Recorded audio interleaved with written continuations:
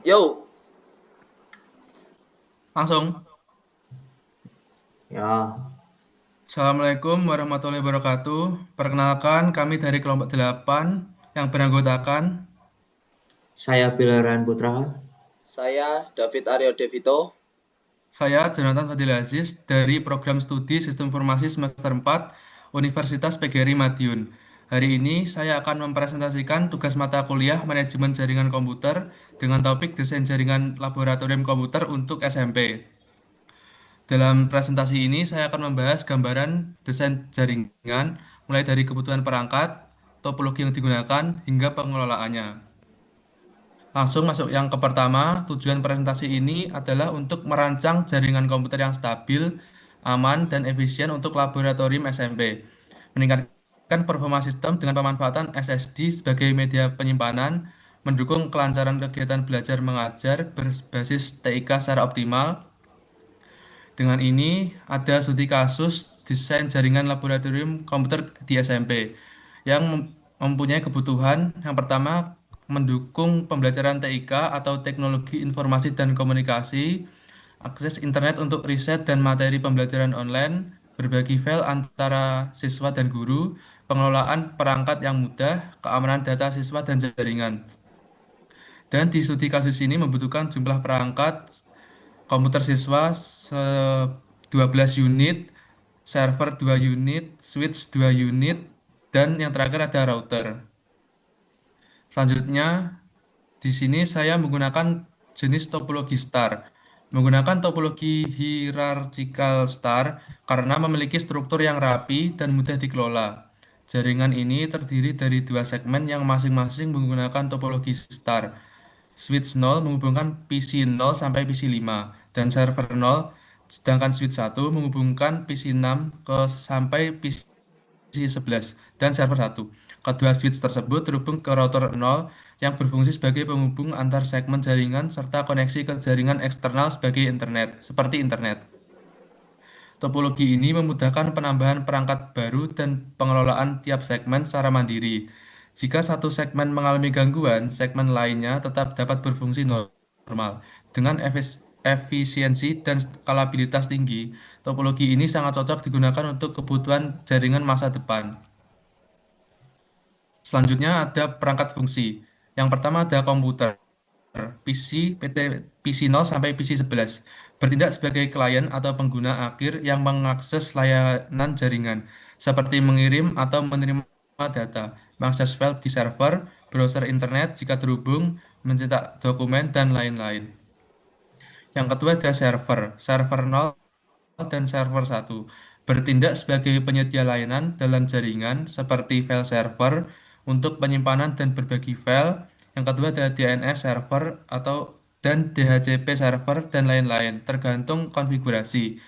Yang ketiga ada server 0 melayani segmen jaringan PC 0 sampai PC 5 di switch 0. Selanjutnya yang keempat ada server 1 melayani segmen PC 6 sampai PC 11 di switch 1. Selanjutnya ada switch, switch 0 dan switch 1. Switch adalah perangkat jaringan yang menghubungkan beberapa komputer dan server dalam satu segmen lokal. Switch 0 menghubungkan PC 0 sampai PC 5 dan server 0. Switch 1 menghubungkan PC 6 sampai PC 11 dan server 1. Perangkat fungsi, router 0, router digunakan untuk menghubungkan dua segmen jaringan berbeda, yaitu segmen dari switch 0 dan switch 1. Ini berfungsi untuk memungkinkan komunikasi antar segmen, dapat dikonfigurasi untuk menghubungkan ke jaringan eksternal atau internet, dan berfungsi juga sebagai gerbang utama lalu lintas data antar jaringan. Yang selanjutnya ada internet. Fungsinya memberikan akses ke sumber daya dan layanan dari luar jaringan lokal, seperti browser web, email, cloud, dan lain-lain. Biasanya dihubungkan melalui router menggunakan antarmuka serial atau koneksi WAN. Selanjutnya akan dijelaskan oleh teman saya. Baik, selanjutnya ada subnetting dan skema IP address. Untuk mendukung struktur jaringan hierarchical star, digunakan pengalamatan IP berbasis C dengan teknik subnetting. Jaringan terbagi menjadi dua segmen, logis, segmen 1 dan segmen 2, masing-masing dengan kebutuhan sekitar 9 host, termasuk PC, server, dan interface. Perangkat jaringan digunakan subnet /27 dalam kurung 255.255.255.224 yang menyediakan hingga 30 alamat host per subnet, memberikan ruang cukup untuk pertumbuhan perangkat di masa depan. Segmen 1 menggunakan subnet 192.168.10.0/27 dengan rentang host 192.168.10.1 sampai 192.168.10.30 dan broadcast 192.168.10.31.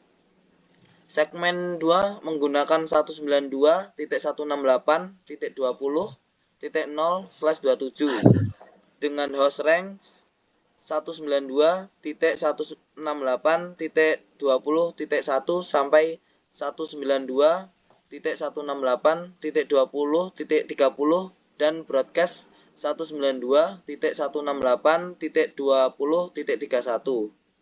Masing-masing switch 0 dan switch 1 terhubung ke router 0 yang memiliki IP 192.168.10.1 dalam kurung FA0/0 untuk segmen 1 dan 192.168.20.1 dalam kurung FA0/1 untuk segmen 2. Next.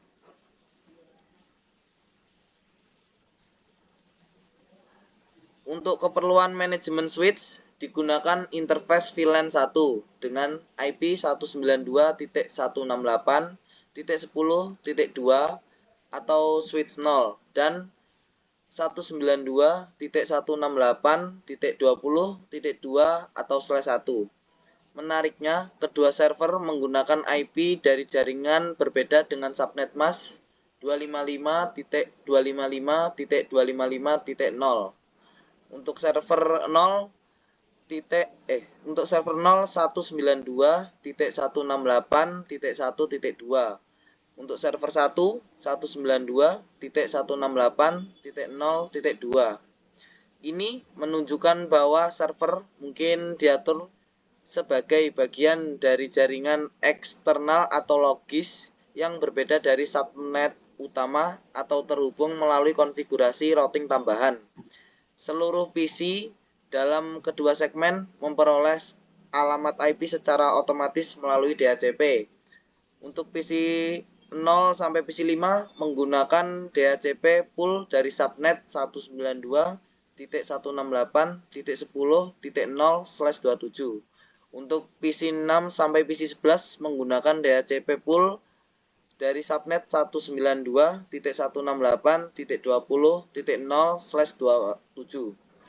Untuk DNS, jaringan dapat menggunakan IP router sebagai gateway DNS lokal atau memanfaatkan DNS public Google yaitu 8.8.8.8 untuk akses ke internet.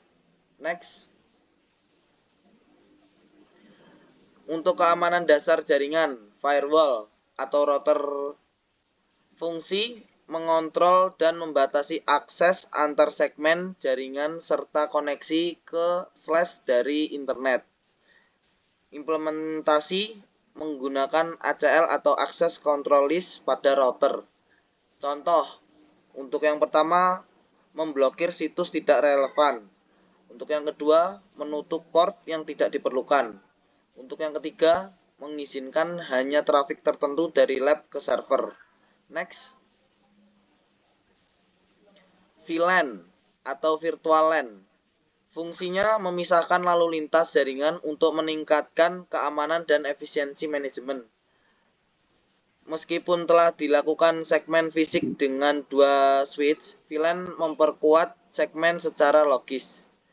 Untuk contoh implementasi VLAN 10 lab 1.192.168.10.0/27. Untuk VLAN 20 lab 2 192.168.20 1.0/27. Router bertindak sebagai perangkat inter-VLAN routing. Next.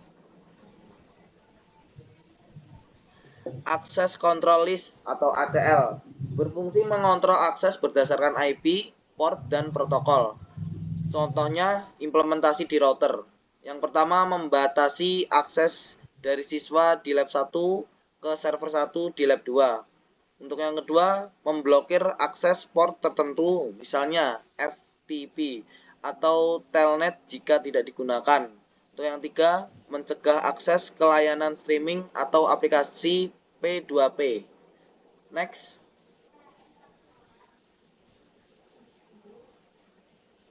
Untuk selanjutnya bisa dilanjutkan untuk teman saya. Selanjutnya ada implementasi atau simulasinya. Di sini dari topologi kemarin, topologinya dari server 0 ke server 1 itu tidak bisa meng-ping, jadi menjadi request timeout. Sedangkan dari PC ke PC masih bisa. Next. Implementasi simulasi dapat disimpulkan bahwa topologi hierarchical star sebagian besar telah berfungsi dengan baik. Namun, beberapa aspek koneksivitas antar segmen sempat menjadi perhatian dan telah dilakukan perbaikan konfigurasi. Berdasarkan hasil simulasi, ping dari PC kosong ke PC 1 itu successful dari satu segmen, maksudnya dari PC kosong ke PC kosong sampai ke PC 6 itu successful.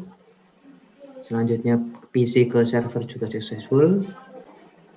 PC ke server PC kosong ke server 1 juga successful.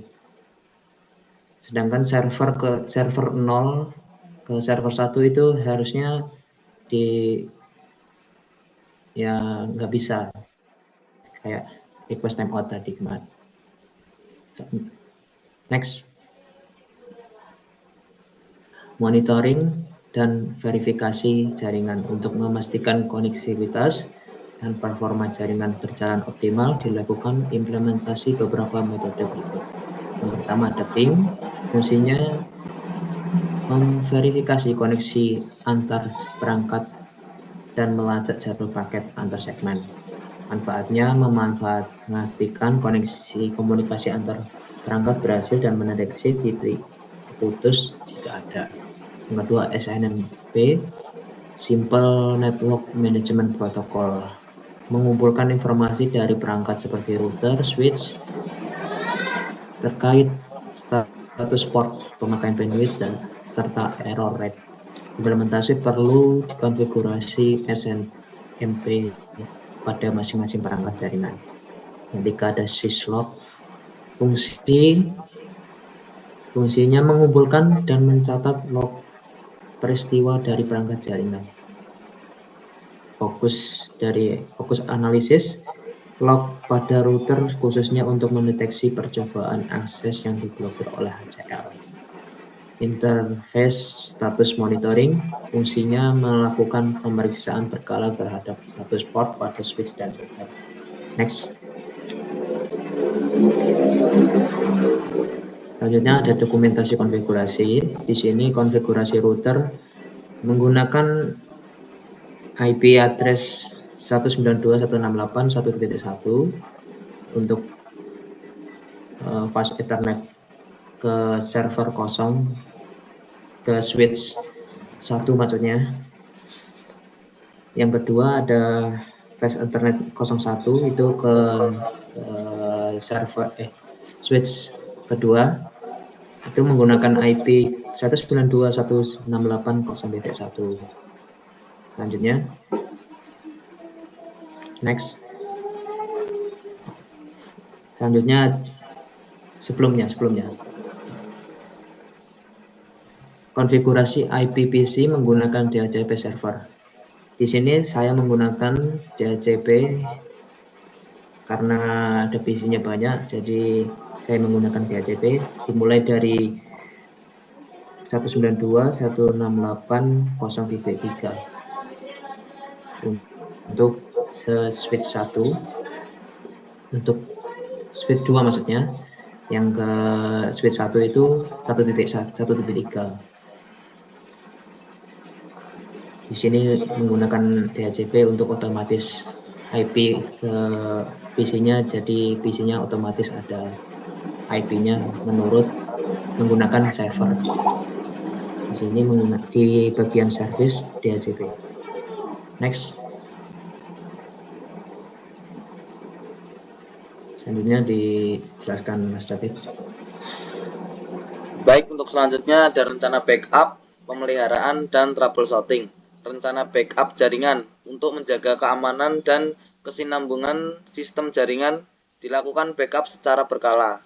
Untuk yang pertama, konfigurasi perangkat. Konfigurasi dari router 0, switch 0, dan switch 1 di backup secara mingguan atau bulanan ke server cadangan atau media penyimpanan eksternal. Hal ini penting untuk mempercepat proses pemulihan jika terjadi kerusakan perangkat atau perubahan konfigurasi yang tidak disengaja. Untuk yang kedua, ada data server. Data penting seperti materi pelajaran dan data siswa yang tersimpan di server 0 dan di server 1 di backup secara rutin untuk menghindari kehilangan informasi penting akibat gangguan sistem atau kerusakan perangkat. Next. Rencana pemeliharaan. Jaringan dilakukan secara berkala untuk menjaga performa dan umur perangkat jaringan. Pembersihan fisik router, switch, dan PC dilakukan rutin agar terhindar dari debu yang bisa menyebabkan overhead atau gangguan port. Selain itu, pembaruan firmware pada perangkat jaringan penting untuk memastikan sistem terlindungi dari kerentanan keamanan dan memiliki fitur terbaru. Pembaruan sistem operasi dan software pada PC klien dan server juga diperlukan untuk menjaga kompatibilitas dan keamanan. Pemeriksaan kabel jaringan dilakukan secara menyeluruh untuk memastikan tidak ada kerusakan fisik, kabel kendur, atau koneksi yang tidak stabil. Untuk rencana troubleshooting disusun berdasarkan pendekatan segmentasi jaringan untuk memudahkan identifikasi dan penyelesaian masalah. Diagnostik awal dilakukan dengan mengecek kabel, indikator port, serta menggunakan perintah seperti ping, ipconfig, dan trackerator. Setelah itu digunakan tools monitoring dan log dari syslog atau SNMP untuk mengidentifikasi apakah masalah terjadi dalam satu segmen atau antar segmen. Jika sudah diketahui, isolasi titik gangguan dilakukan apakah berada pada perangkat, kabel, konfigurasi VLAN atau switch atau routing. Setelah solusi diterapkan, koneksi diuji kembali untuk memastikan masalah telah teratasi. Seluruh proses termasuk gejala dan solusi. Dokumentasi sebagai referensi penanganan masalah di masa mendatang. Sekian presentasi dari kelompok 8, kurang lebihnya mohon maaf. Wassalamualaikum warahmatullahi wabarakatuh. Waalaikumsalam.